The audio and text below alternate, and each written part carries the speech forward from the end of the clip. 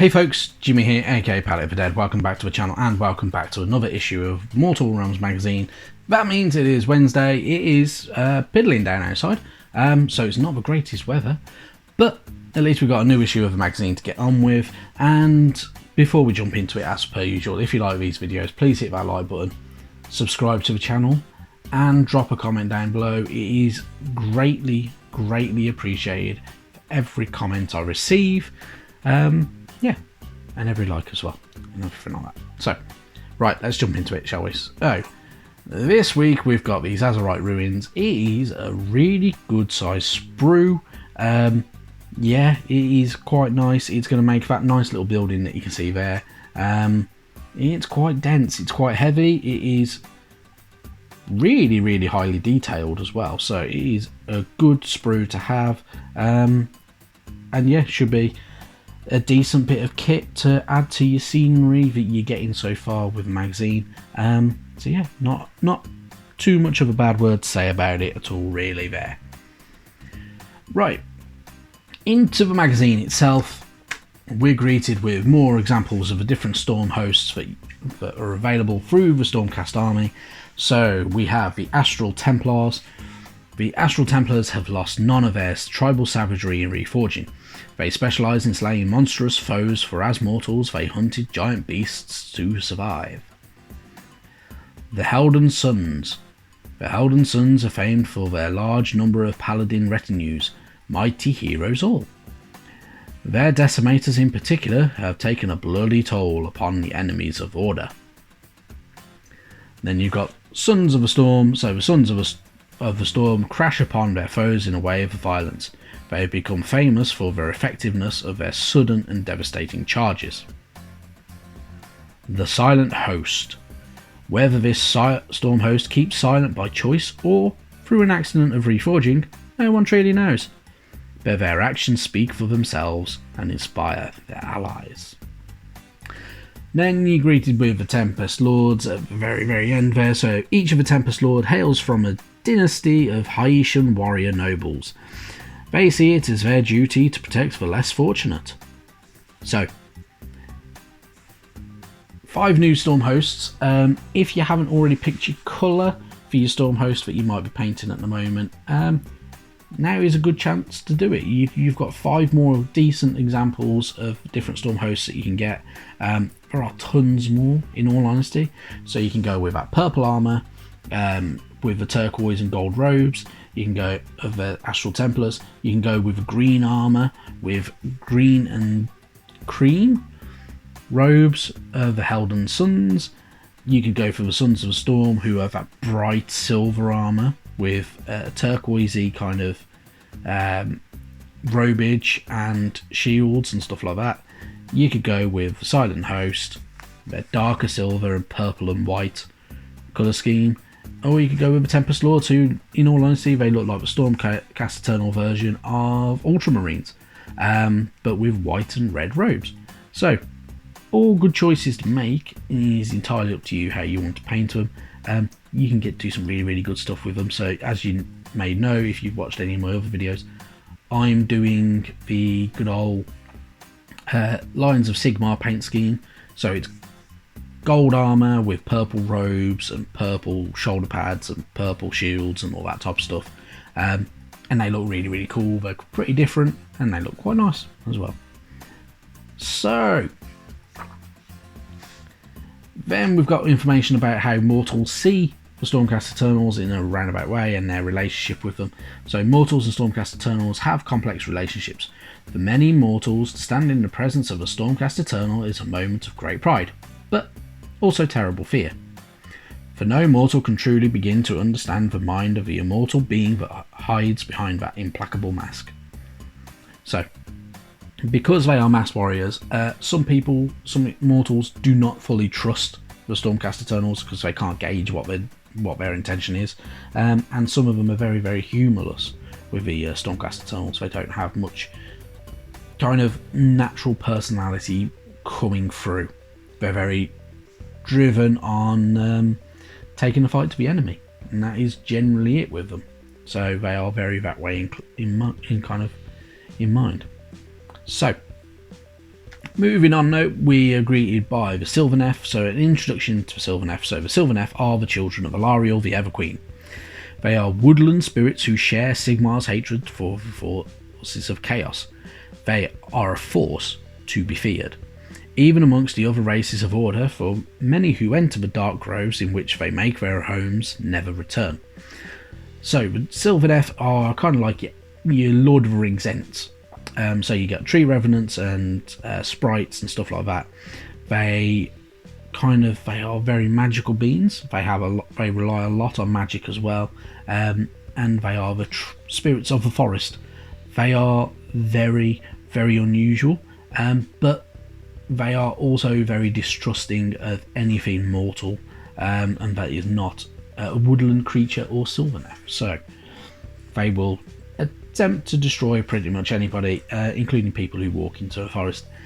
If you read the book Dark Harvest, there are some really, really good examples of how the Sylvaneth treat humans and want Gyrant back for themselves, essentially. All the children of Alariel are connected to each other by the spirit song, so they have kind of like a hive mind in a way. So each one is kind of connected to another.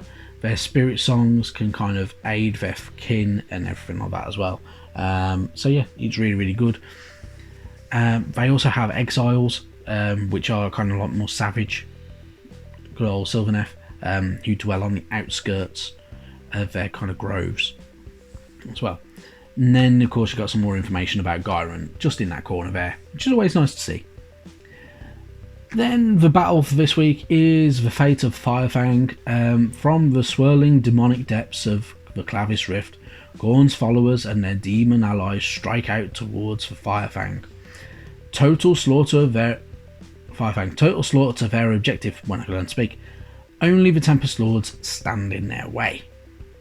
So the Tempest Lords, who we met a little bit earlier, these blue buggers, are standing in the way of Khorne's followers around the Great Parch and where the Eye is, and the Firefang and everywhere like that as well. So in the good old lands of good old Shaman. I probably got that wrong, but it doesn't matter. Anyway, so you got some more information about their kind of battle and the battle against followers of Khorne, going up against those blue armoured Stormcast Eternals, which that artwork looks really, really cool as well. That's has some quite nice art. It's not as kind of fancy as some of the other art, but it is very, very nice to see that kind of artwork in there as well. And then they're going through how to build your Azerite Ruin. Follow the instructions, you can't go wrong. It is pretty easy though, there's not huge amounts of parts. Should be easy to bung together and get going with it. How to paint it, they're recommending Azerite painting it with the Corax White, which for the amount of models you've painted with your little pot of Corax White, chances are you've ran out, so go buy some more, or buy a white primer. Far easier, spray paint it, won't take you long.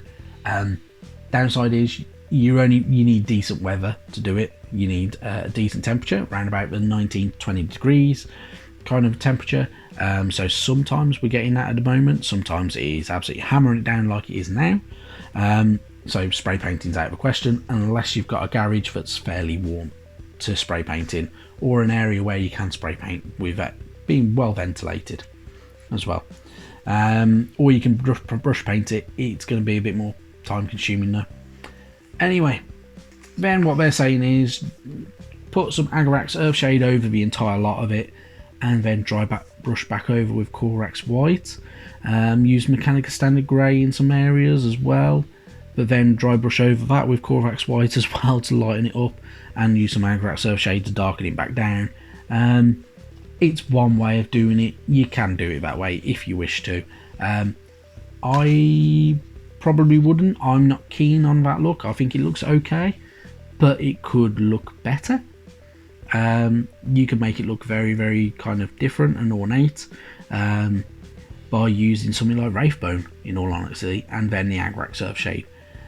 So if you do use a kind of like a bony kind of colour, Agarax Earthshade will go into all them recesses, and then dry brush back over with that bony colour. It will look like sandstone a little better as well, which will be a lot lot better. So it's not bad. Then you've got more about the movement phase of tutorial, so including about the movement of verticality. So if you are on top of terrain piece, you will literally be only able to drop downwards, so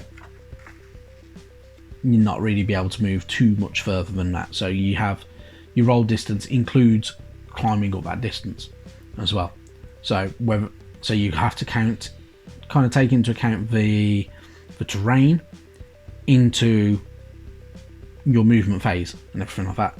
Also movement through terrain. So some terrain pieces cannot always get through. So for instance, the siege ballista, the celestial ballista, the base is too wide to fit around the wall, through the wall, so you'd have to actually go around it, so you can't get it through like the gates of the Sigmar mausoleum and stuff like that. So very, very different, and a different way of looking at it. So yeah, one way of doing things. Then of course you've also got new war scroll, so the extended war scroll for the evocators. Evocators, very nice kind of wizard units as well. So they have celestial lightning arc, they have magic abilities of course, they can empower themselves and their comrades if needed as well. Then you've got more information about how to use them kind of abilities, which is always really, really good. So you can redeem the power into one of your into like more models as long as you're within range of them. Then you've got the Dread Scythe Harridan's extended war scroll as well. So they are, of course, they're malignants, they are summonable, they have a murderous bloodlust, a harrowing shriek, and they are ethereal, and of course because they are ghosts they can fly as well. So pretty cool stuff, and of course how to use them abilities as well, so it's always good. And then the kind of battle plan that they're suggesting to use is lifting the curse, so using your terrain pieces as well. So you get your battle mat out, you've got that terrain piece just on there, so you can pop it all on there on them 3 points like it suggests, and away you go, have fun with it and enjoy playing as well. And then of course how you set up as well, so you have your Sequitors, Xandria and your Evocator Prime on one side going up against the Thorns of the Briar Queen herself, and your 10 Dread Scythe Harridans as well. So it seems like the Stormcaster are outnumbered again like normal, but it's actually fairly well balanced because Stormcast Eternals have a lot of points if you go for a point based army as well, so they can be quite costly. Right, next week we get Stormsire's Cursebreakers. So Stormsire's Cursebreakers, one of the Warhammer Underworlds war bands. Very nice models. They all come on these sculpted bases. Fantastic stuff. Really, really nice models as well. We've got that Stormsire here, has that called a blue flame in his hand as well, which is really, really nice. They have these awesome swords. They're really, really nice looking models. Really, really good stuff. And then issue 28, we get them Spirit Hosts. These should be really, really easy to paint in all honesty. So you've got 3 Spirit Hosts, so it is confirmed now for free. And they should be really, really easy to paint. You paint them how you want. I already have an idea of how I'm going to do it. And it should be fairly quick, fairly effective and fairly easy to get all 3 of them done in pretty much no time at all. And then it'll just be basing. The basing will probably take longer than the majority of the rest of the model, in all honesty. And that is it. So really, really good stuff. Decent kit for this week as well. It is good to see that type of stuff coming through. Right, that's it for this week. There will be more videos in the near future, I believe, I hope. There should be. There will be, in all honesty. Let's face it. Right, anyway, I'm going to get going. I've kept you all long enough. Thank you very, very much for watching if you've made it this far through the video, and I will see you next time. Bye-bye now.